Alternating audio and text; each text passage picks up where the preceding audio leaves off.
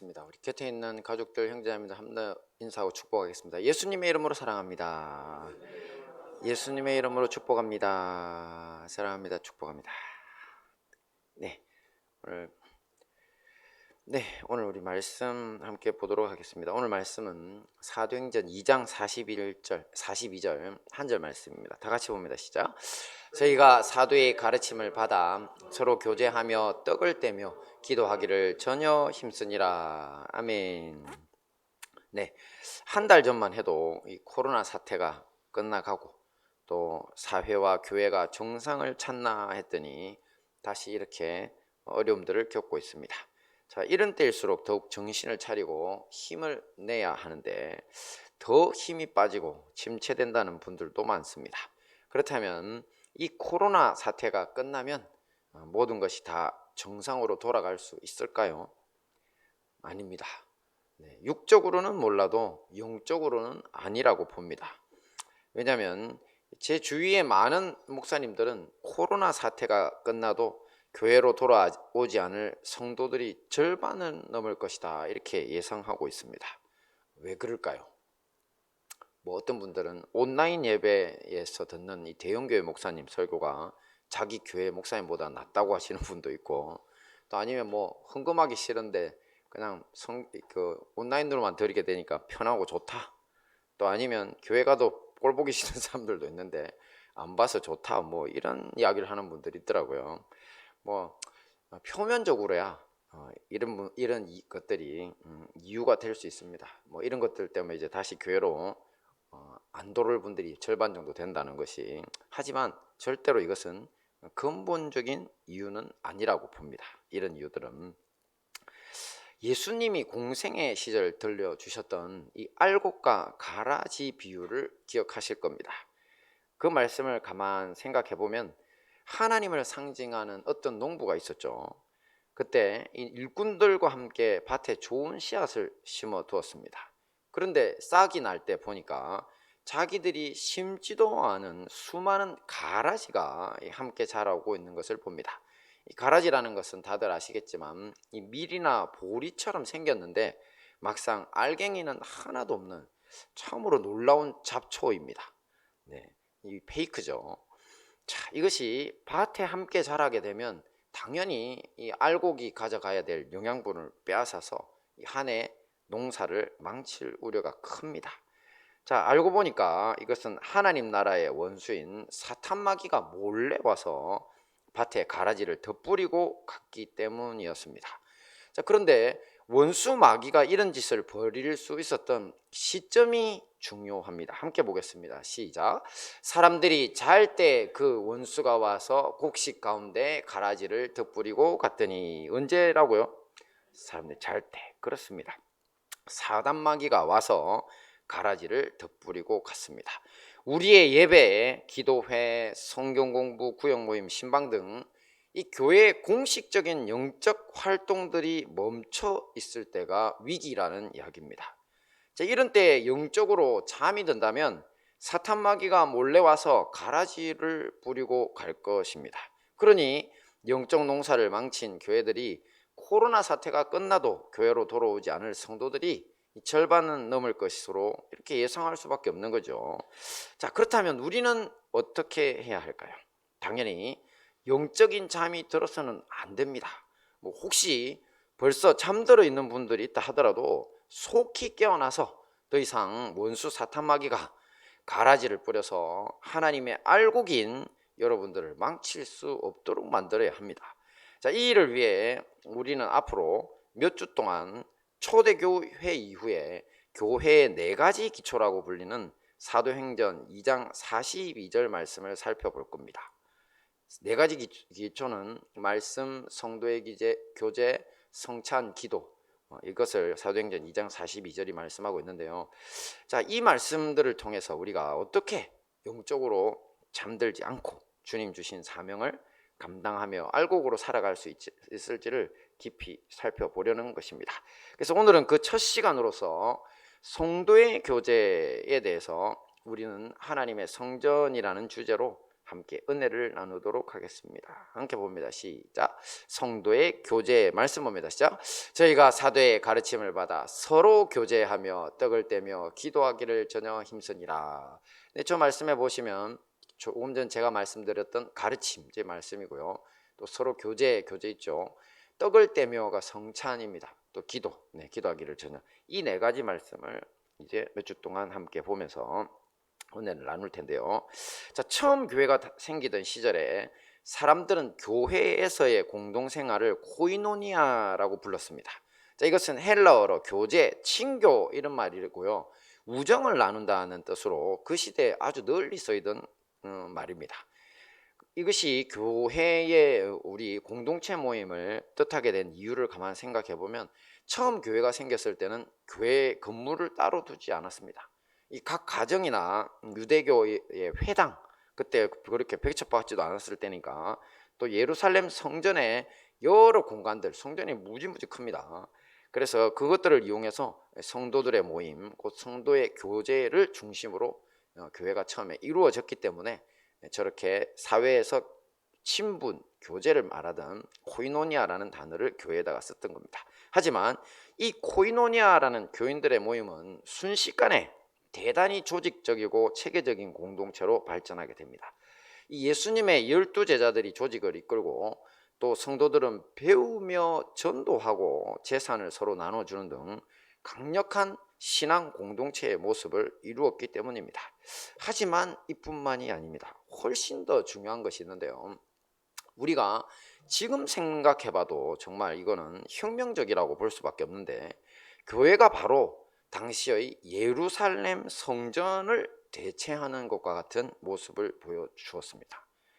뭐를요?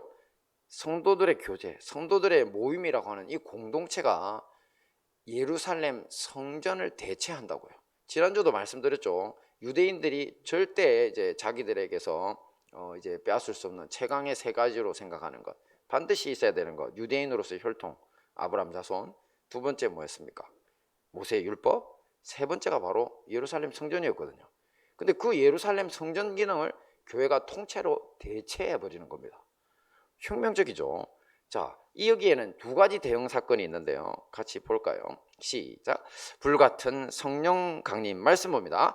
불의 혀같이 갈라지는 것이 저희에게 보여 각 사람 위에 임하여 있더니 저희가 다 성령의 충만함을 받고. 그렇습니다. 사도행전 2장 3절 말씀은 오순절에 성령님이 불의 혀같이 갈라지는 모습으로 성도들의 머리 위에 임하셨다고 합니다. 우리가 생각을 해보면 이 천지 만물에 비, 구름, 땅, 얼마나 많은 형상들이 있습니까? 그죠? 그런데 하필 성령님이 불꽃과 같은 모습으로 성도들을 찾아오신 것입니다.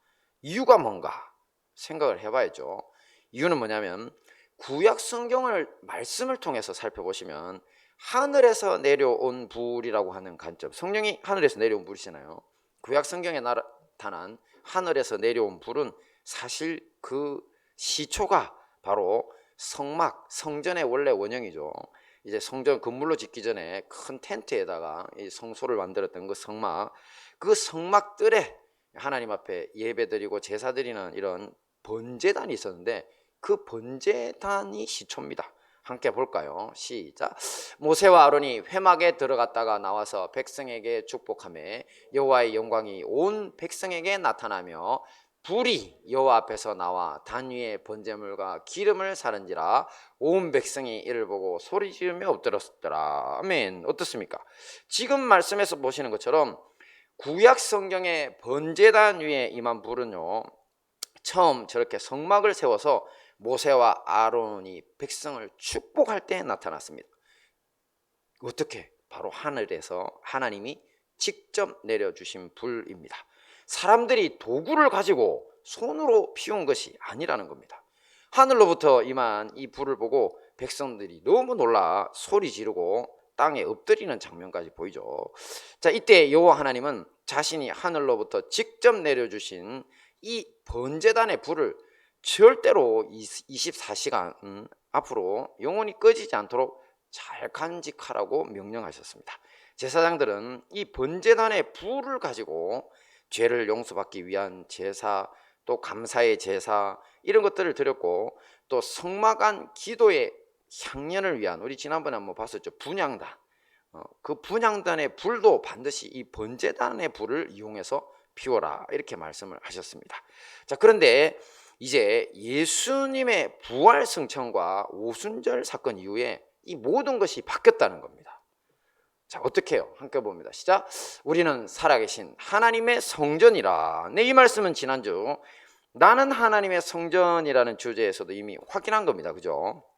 이제 우리가 예루살렘 성전을 대체하는 하나님의 성전이라는 것입니다. 여호와 하나님은 이 점을 분명히 하기 위해 과거 성소의 번제단 위에 불로 임하심 같이 이 초대교회 성도들의 공동체 위에 불과 같은 형상으로 임재하신 것입니다.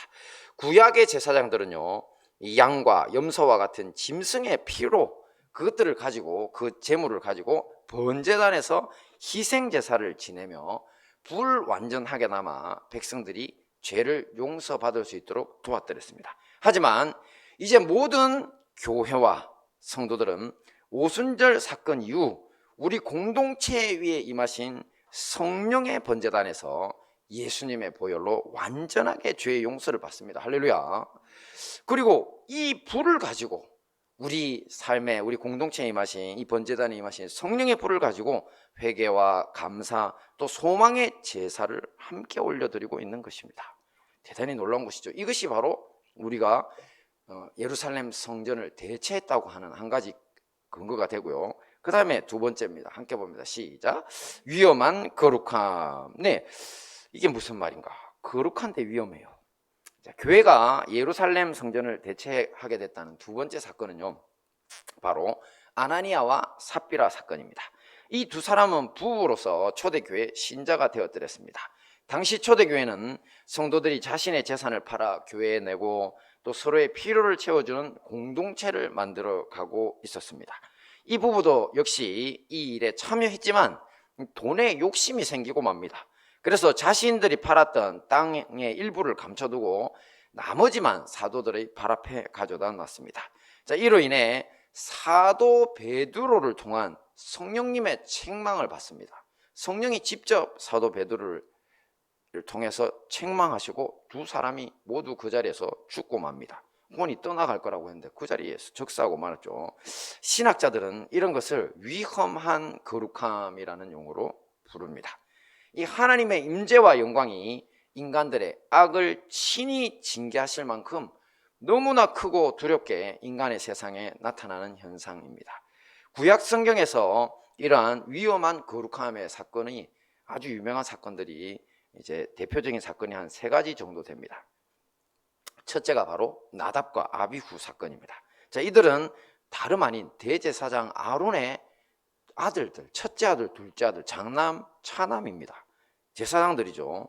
자, 원래 제사장들은 이렇게 성소에서 분향을 할 때, 성소의 구조도 기억이 나시죠? 큰 뜰이 있고 그 다음에 이렇게 성막, 회막이 있는데 그 번제단은 뜰 앞에 있고, 그리고 물두멍이 있고, 거기를 지나서 이제 하나님의 임재를 상징하는 저기 성소 안으로 들어가면 그 안에 분향단이 있고, 그 뒤에 언약궤, 이제 주님을 만나게 되는 이 시온소가 있는데 구조가 그래요.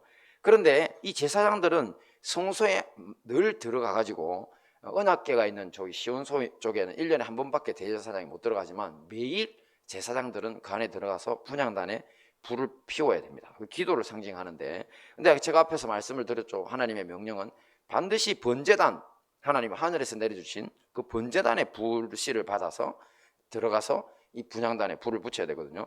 그런데 이들이 둘이가 같이 이 분향단에 들어갈 때 이 번제단에서 불씨를 받지 않고요, 거기다가 술을 마신 상태에서 어디서 그런 불씨를 받아왔는지 모르게 그냥 들고 그냥 들어가 버렸어요. 그리고는 이 분향단에 불을 붙이려고 딱 시도를 하자마자 하나님이 진노하십니다. 그러면서 분향단에서 불이 나와서 그 자리에서 나답과 아비후를 덮쳐서 둘 다 타 죽고 말았습니다. 이것이 위험한 거룩함의 대표적인 첫째 사건이고요. 둘째 사건은 우사 사건인데, 베레스 우사라고 하는데, 이건 뭐냐면 다윗이 이 블레셋에게 빼앗겼다가 기럇 여아림에서 이 수십 년간 머물고 있던 이 언약궤의 소식을 듣게 됩니다. 그래서 그것을 자기에게 운반해 오려고 합니다. 왜냐하면 하나님의 언약궤가 이제 이 성소를 떠난 지 너무 오래, 블레셋 침공 이후, 이것도 제가 예전에 한번 설교를 드렸는데, 하나님이 하도 그 이스라엘 백성들이 악해서 열받아서 기한 여아림 산지로 들어가 버리셨다고 했죠. 그 이스라엘 백성들 꼴보기 싫어서. 근데 이제 다윗이 왕이 되고 수십 년이 지났기 때문에 다윗이 다시 모시고 오고 싶었습니다. 축복의 근원이니까. 자, 이때 다윗은 무지하게도 하나님의 율법을 모르는 행동을 합니다. 왜냐하면 하나님의 율법에서는 하나님의 거룩함을 이제 하나님의 거룩함을 돌리고 하나님 앞에 이렇게 조심해야 되는 거죠. 인간으로서 하나님 바른 것들을 보여줘야 되는데, 그 율법에서는 반드시 이 언약궤는 레위 사람 중에서도 고핫 자손들이 직접 그 어깨에 메고 운반하도록 되어 있습니다. 그리고 분명히 이제 신명기에도 나타나는데, 그 언약궤 자체를 손으로 만지면 안 됩니다. 그러면 직접 만지면 죽을 것이라는 경고까지 있습니다. 그래서 직접 못 만지고 곁에 이제 고리가 있는데, 그 고리에 금으로 된 막대를 이렇게 꽂아가지고 어깨에 매도록 돼 있거든요. 그런데 이러한 사실에 무지했던 다윗은 다른 사람들을 시켜서 소달구지를 이용해서 언약궤를 옮겨오게 합니다. 그러니 이 언약궤, 달구지 아시잖아요. 어릴 때 달구지 타보셨어요? 저 할아버지 동네 갔다 한번 타봤는데, 그거 그냥 바닥에 이 옛날 얘는 돌이 진짜 많아요. 조금만 가면 퉁퉁 튀고 그렇습니다. 그러다 보니까 이 소달구지가 흔들리고 그 위에 있던 언약궤까지 흔들리니까 이 소달구지를 몰고 있던 사람 중에 우사라고 하는 사람이 손으로 그만 언약궤가 안 떨어지게 잡아버렸습니다. 그 즉시로 율법의 경고대로 우사는 그 자리에서 죽고 맙니다. 유명한 이야기죠. 위험한 거룩함의 둘째 사례고요. 마지막은 우시야 왕의 나병 사건입니다. 문둥병. 자, 이것은 남유다 왕국의 영웅으로까지 추앙받던 우시야 왕의 파멸의 이야기입니다. 그는 어느 날 마음이 정말 교만해져서 지금까지 어떤 유대 왕들도 저지르지 않던 짓을 합니다. 하나님의 성소를 침범해서 제사장들이 할 수 있는, 조금 전 말씀드렸던 나답과 아비후가 했던 일이죠. 향단에 불을 피우는 일을 자기가 하려고 시도를 합니다.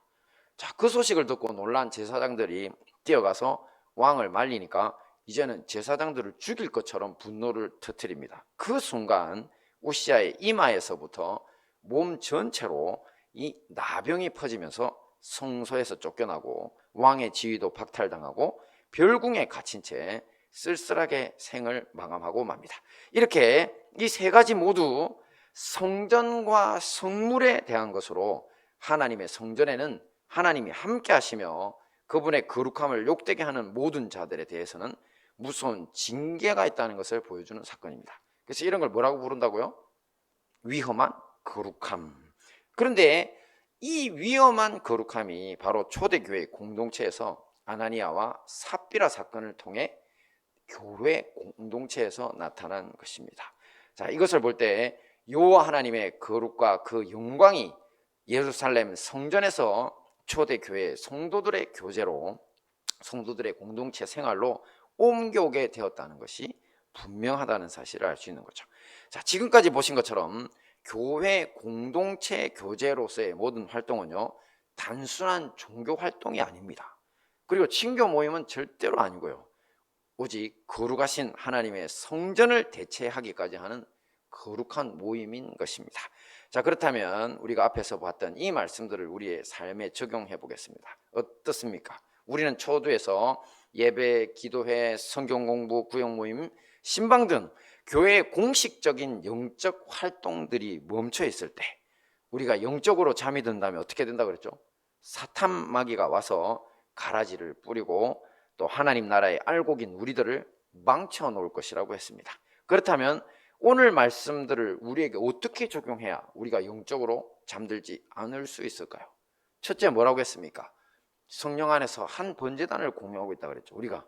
네, 그렇다면 우리가 어떻게 해야 됩니까? 비록 이렇게 장소적으로 떨어져서 온라인 예배를 드린다고 할지라도 같은 마음을 가지고 같은 시간에 성령의 불이 충만한 번제단 앞에서 예배하면 됩니다. 이 예배에서 회개와 감사, 소망의 제사를 함께 올려드려야 하는 것입니다. 할렐루야. 우리가 비록 같은 장소에 못 있다 할지라도 하나님은 영이시니 예배하는 자가 신령과 진정으로 예배하라 그랬죠. 영이라는 것은 우리 인간의 육체에 한계된 존재가 아니시라는 겁니다. 그래서 사도 바울도 항상 자기 성도들을 이야기할 때 몸으로는 떠나 있으나 내가 영으로는 너희들과 함께 있어, 이런 표현을 썼습니다. 고린도전서에서. 무조건 맞는 말입니다. 그래서 저도 한 20년 전에 같이 신앙생활 하던 분인데 최근에 어떻게 해가지고 만나면 어떨까요? 20년 전에 만났으니까 전혀 낯설고 희한하게 변했다 이렇게 생각할까요? 아니면 하나도 낯설지 않을까요? 신기하게 놀랍게 그리스도 안에 있는 사람들은 정말 하나도 낯설지 않습니다. 그냥 어제 봤던 사람들처럼 친밀하고 그대로입니다. 왜? 바로 성령 안에서 한 영으로 우리가 교제했기 때문입니다. 그래서 이런 교제를, 이런 예배를, 이런 감사와 성도의 교제를 늘 가져야 된다는 것입니다. 그리고 우리의 삶을 거룩한 산제물이 되게 해야 합니다. 왜냐하면 번제단이라는 건 제물을 올려놔야 되니까요.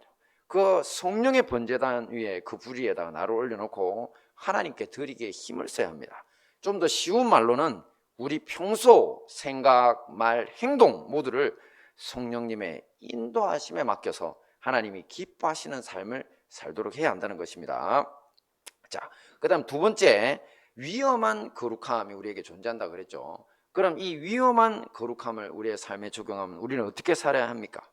바로 우리 가운데 임재하신 요 하나님의 거룩과 영광으로 인해서 우리 교회 공동체 내에도 이런 위험한 거룩함이 항상 존재한다는 사실을 명심해야 합니다. 하나님께 죄를 짓지 말아야 한다는 것이고요. 그리고 자신과 우리 교회 전체의 거룩함을 지키기를 힘써야 합니다. 우리가 자주 못 만나고 영적 활동 못 한다고 이 세상을 따라 살아서는 큰일 난다는 것이죠. 자, 이렇게 살아가는 삶이 바로 영적으로 깨어있는 삶입니다. 사탄 마귀가 와서 가라지를 뿌리고 싶어도 어떻게 뿌릴 수 있겠습니까?